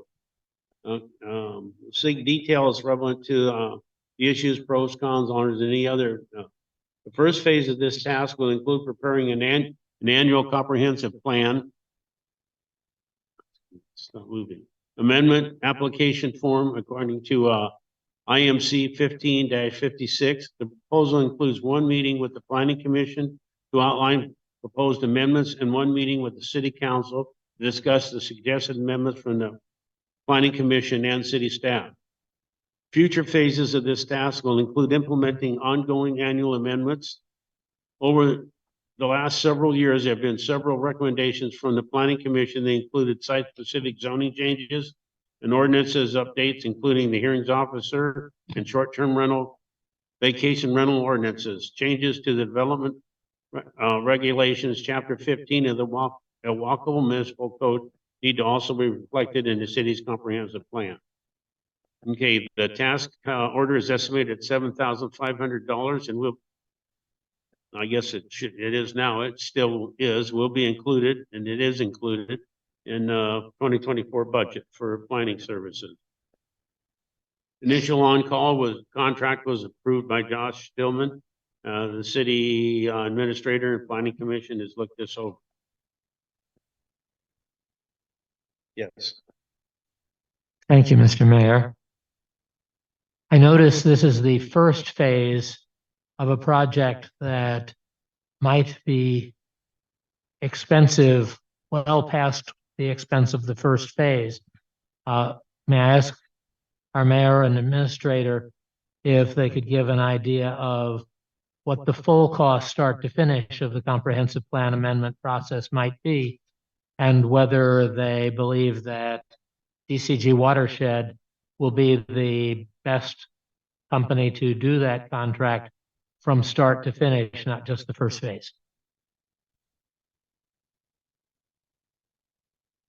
I think the Watershed Group is probably the best one. They're doing this for quite a few cities and counties. And that's Yeah.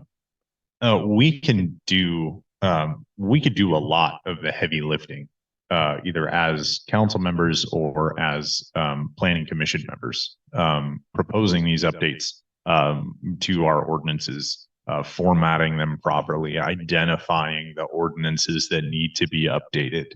we have the opportunity to reduce this cost depending on how active and how passionate we are about the items we want to see changed. The watershed group in that capacity would then function as the final review before moving this forward as a finished package to city council, being that all of these proposed changes are legal and lawful and fit with our municipal code, and all of the subsequent affected pieces of our municipal code have also been updated to reflect those changes. Something that the Administrator Beller and I have been chatting about are discrepancies that we'd like to remedy, and this would help us catch some of those before they become an issue. There are quite a number of discrepancies between Chapter 2 and 15, for example, Chapter 11, and this would be kind of that double check. But again, we have the opportunity to lower our financial burden here. I think this is very helpful. I'm sorry. I would ask that that be a wider discussion than simply the mayor and mayor pro tem and administrator. I would suggest that leading the council, which is more broadly representative of all citizens of Ilwaco, albeit perhaps we could be even more representative, but having that process led in council, which is probably the entity to which the public pays the most attention, would be the best way of translating a document that is not just, here's what the changes in state law require to comply, but what is our vision for a safe and sustainable and thriving community going forward. Yeah, and that's our comprehensive plan, and that's the charge of the Planning Commission to help drive that for us.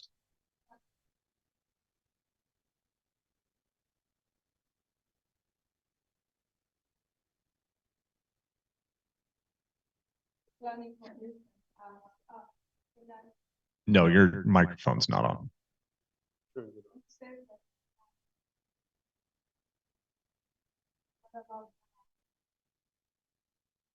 My battery is gone. Use a different mic. Okay, okay. Dr. Condiff is letting, oh, great difference, yeah.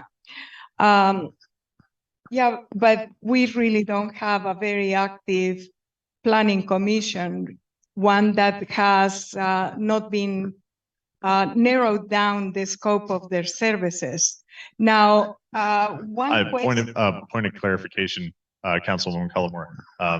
I would disagree with you. I believe our planning commission is active. I've been listening to the recordings of the meetings. I've been following along with the minutes. They also are our comprehensive planning entity. That is their charge. They are tasked with these comprehensive plan updates, these very strategic, what do we want Ilwaco to be? That is their job.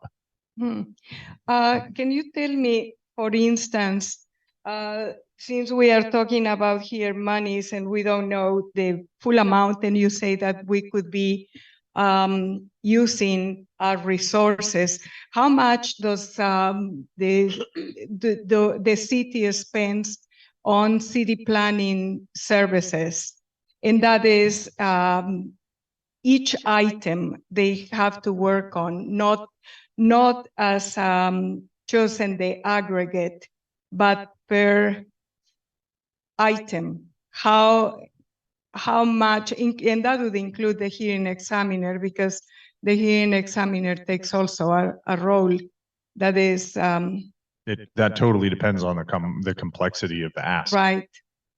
I mean, we can all see their hourly rates. We can see their rate sheet that they give us based on their personnel and based on what they charge. For many items that have come before us this year, the applicant has signed agreements like the next agenda item for the boundary line adjustment. they agree to pay those costs either upfront or after they're completed. With respect to items that we are asking the planning commission to do on behalf of the city, not benefiting any specific applicant, it runs a large range. Could I also just add that at every city council meeting, you have vouchers presented to you. And if there is ever a voucher that's paying DCG watershed, you can reference that bill that's associated with the voucher and see what actions were performed and what the cost was. Well, actually, what I would really like to see is like a bulk of how we have used the city planner services for the last 3 years, but again, not on the aggregate, but per item. That might, including what the planning commission has been able to. Most recently was the Growth Management Act shoreline update. Where? Most recently was the Shoreline Management update for the Growth Management Act. Where is that? Oh, geez, we approved that In June or 3 July, 4 I months believe? ago. Yes. Yeah. Well, that since we have it, it would be really nice if I could get a copy of that. Since it seems that I'm not up to date on. Councilwoman Cullimore, if you'll go back to the minutes and the agenda items in June and July, you'll find the GMA was approved and updated. And it's giving me a breakdown as to for each item as they have worked on, or does it give it to me by an actor? I don't know. Wait a minute, Yeah, it's the chair's order in Robert's rules in order to keep this on task. You're getting away from the task. You're asking for something that isn't even before us. We're here to, for an on-call task order number 7 to establish a comprehensive plan amendment for the estimated $7,000. That's all they're gonna do. We can fire them if we want to do the next phase of it, that we'll get a bid maybe for the next phase if it comes to that point. But right now, all we're here to do is to approve the DNG Task 7 Comp Plan Amendment. We're not going back as to what they did, how much money they charge us or anything else. We're gonna stay on task. Now, if you got any other questions about what's before you right now? I do. Go ahead. Not a question, but a comment. We are through years now, both the planning commission and the city council have made comments up here during city council meetings through workshops every time that we're presented with a comp plan update or a shoreline master plan program update or a growth management act update. Hey, we should do these more frequently. Why do we do this heavy lift every 4 years per state law to check the box to meet the requirement? That's not very strategic. That doesn't involve any planning at all. So this gets us in a step, or this takes a huge step towards that direction. They are going to help us develop they're going to help us develop an application for this that we can use to suggest and propose changes to the comp plan, to our ordinances, which I think is a great tool moving forward to streamline that process and be a much more active and strategic in our comprehensive planning. So I'm in full support of this.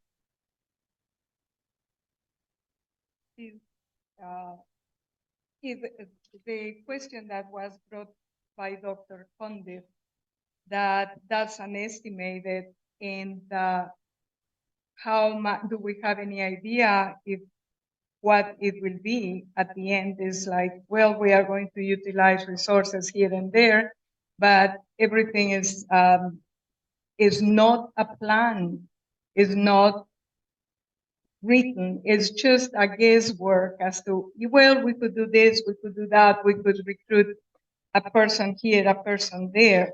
So I have many questions on that. I understand the principle, but that doesn't mean that my questions are being answered. So without having to go and do more of my own research and try to figure out what the acronyms mean. So I would like to offer one point of clarification. The $7,500 that we're being asked to approve is just for discussion item E1. It's just the first phase of the task. It's to give us that comprehensive plan amendment application form, to give us that template to be more efficient in these updates. They will be meeting with the planning commission and the city council to discuss these amendments and the format that we want to give these in. This is you're paying for we're authorizing the payment for the development of a tool that I think will be phenomenally useful. If you scroll down a little bit on your, below the agenda, letter said they sent a letter on November 16th, 2023. Proposal, dear Holly, thank you for requesting this. Under the proposal, we perform the scope of work described below. And right there, estimated 7,000 on-call task comprehensive plan amendment phase 1. It tells you exactly what they're going to do. Okay, Where- I have not read it, we have not had time. Where I'm It's not sufficient time to read that part, so I stopped slightly before that. So thank you. Just a second. These come out on Friday. Yeah, I it's did a the latest. holiday weekend. Keep in mind. No, excuse me. These came out Thursday. Wednesday, excuse me. holiday They were weekend. Published Wednesday. And if you can't get them on your tablet, you can do like I did. I went to my computer and went to the website and downloaded to see what was in it. Yeah, my tablet finally So, I was mean, able to get It's emails easy. from after. You should have been able- October 19 was the last one I had received until today. Now, I'm not gonna get an argument, but I just Okay. said you can get these pretty easy. Anyway, we were to I'll make a motion to move to business. I'll second it. have a motion and a second to move to business. Motion made by Councilor Lesnow, seconded by Councilor Forner. All in favor? Aye. Aye.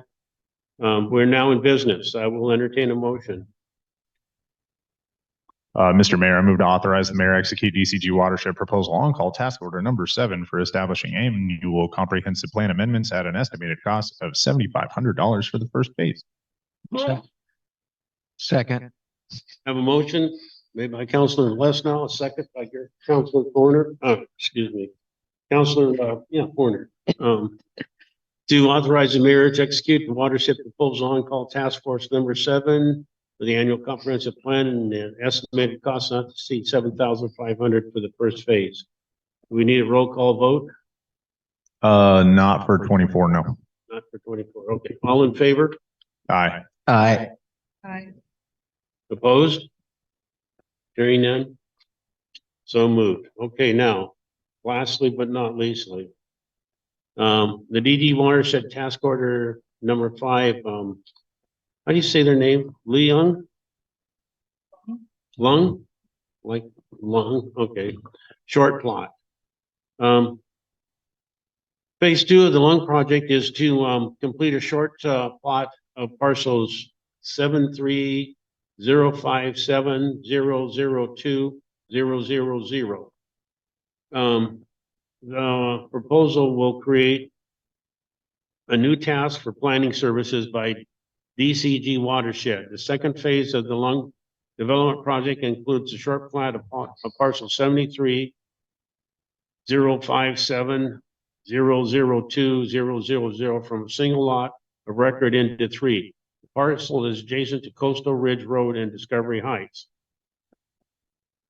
The task order is estimated at $6,700. The city has collected $1,750 application fee, which will be credited towards the total project cost. The applicant has signed and agreed to pay a planning cost association with their application. Not reviewed. Initial on-call contract was approved by Josh Stillman, and the city administrator has looked over this. They just want to get their lot divided into 3 lots.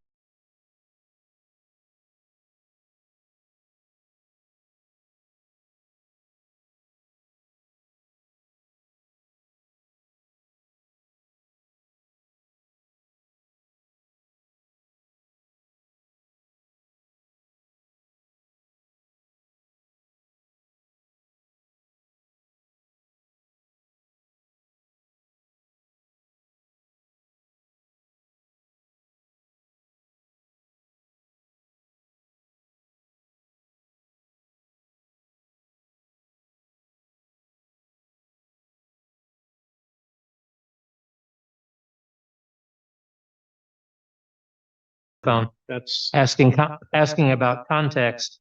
And will the DCG watershed, when they're done, be able to advise the applicant and us as to whether each of the three proposed subdivided parcels it will be able to be developed or not able to be developed?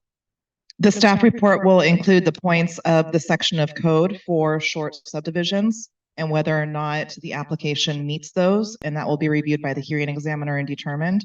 But it wouldn't be up to DCG Watershed to tell the applicant if his lot is viable to be built upon. I would think that the applicant himself has already taken that point into consideration.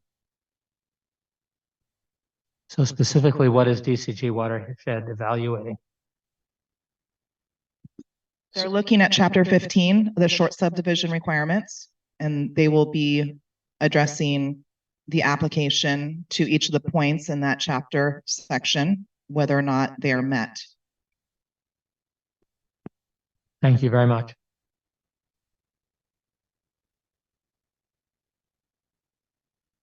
have a motion to move this to business. Motion moved to business. Second. Have a motion to move to business, motion made by Councilor Lesnau, seconded by, Councilor Kunda. Okay, we're in business. I think we have to vote on that. Oh, excuse me, I moved this without a vote. Shame on me. All in favor? Aye. Aye. Aye. Opposed? Hearing none. Abstentions? Hearing none. It's getting past my bedtime. Mr. Mayor, I move to authorize the mayor execute DCG watershed proposal on-call task order number 5, phase 2 for the Lung Short Plat and at an estimated cost of $6,700. Second. A motion and a second, motion made by Councilor Lesnau, second by Councilor Cundiff to authorize the mayor to execute DCG watershed on call for order number 5, phase 2 of the Lung Short Plat, estimated cost $6,700. Roll call. Councilmember Cundiff, Aye. Councilmember Cullimore, No.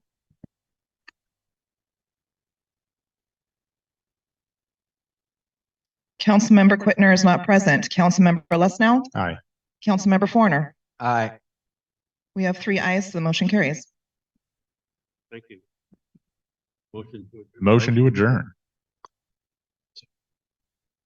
We're adjourned.